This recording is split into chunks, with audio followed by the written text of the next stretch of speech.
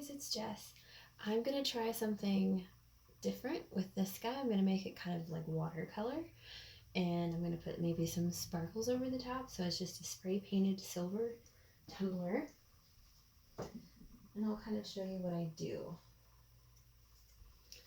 So just some basic glitter.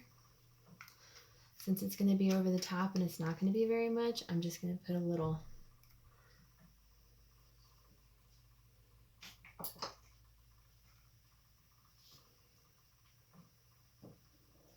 Then I've got all of my colors picked out. I have two different types.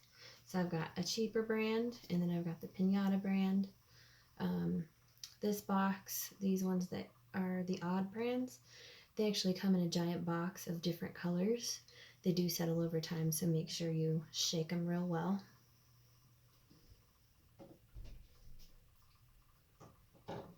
Then I'm going to, or at least I plan to, use both the brass, which looks more gold, and the pearl as little highlights on the cup.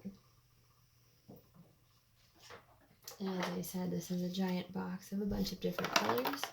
You can kind of see, actually the reason I got them is because of the bright neons that they offer in different colors, different shades.